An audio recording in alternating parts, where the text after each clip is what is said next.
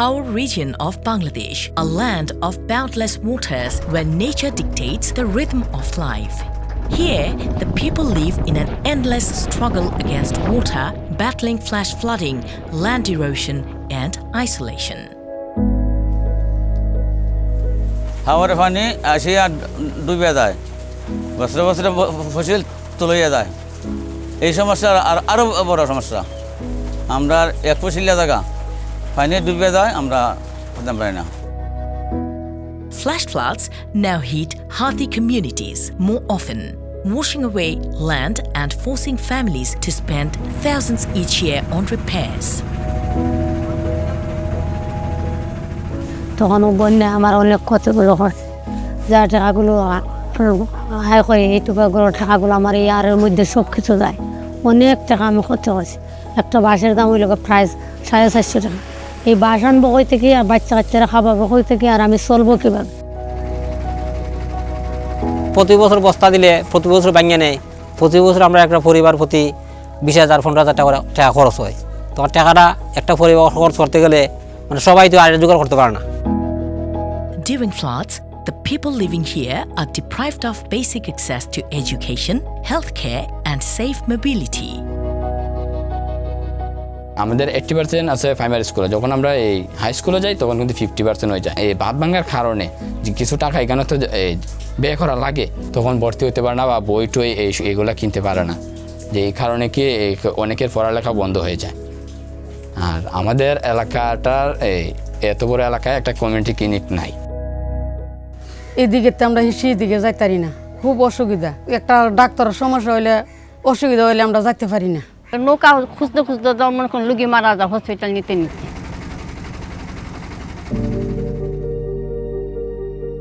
Climate resilient infrastructure for sustainable community life in the Haur region of Bangladesh.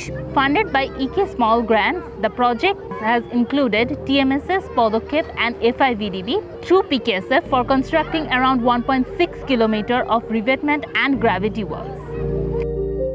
The project included planting local trees as nature-based solution for wave protection and enhancement of common space. The project is basically helping to enhance the livelihood of the Haur region of Sunamganj. GIZ Bangladesh is particularly supporting in capacity development, overall monitoring and long-lasting sustainability in coordination with CEGIS. The pilot aspect under the EK Small Grants is to make flood retention wall so that people can save from the excess water during the rainy seasons. So we can see what sort of things we should do.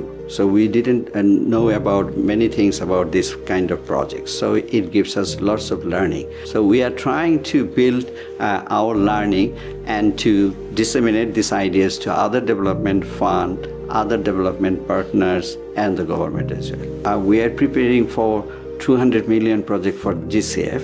So, and also PKSF budget, the yearly budget is more than $1 billion.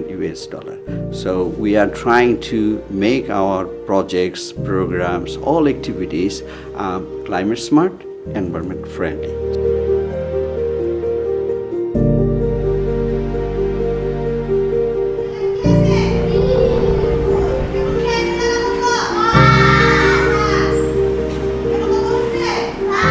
এই প্রজেক্টের আওতায় বিদ্যালয়ের মাঠ ভরাটের ফলে আমরা সমাবেশ সকালে আমার অ্যাসেম্বলি ভালোভাবে করতে পারতেছি।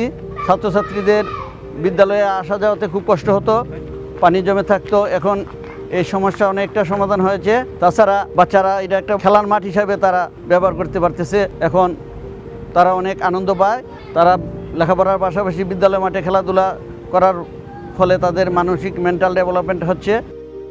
বিশেষ করে বন্যা হলে তো শরণার্থীরা আমার বিদ্যালয়ে আশ্রয় নিতে পারবে।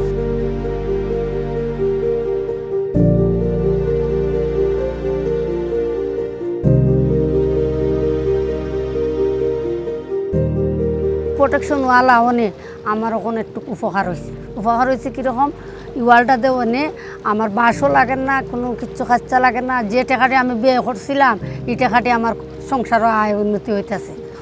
স্কুলটাও জায়গাটা বড় অনেক ছেলে মেয়ে খেলাধুলাও করতে পারে, গান শিক্ষাও করতে পারে। আর যে টাকাটা ব্যয় করতাম এই টাকা দিয়ে আমার ছেলে মেয়েরেও লেখাশেখা করাইতে পারতাছি, সব কিছু আমার চলতেছে।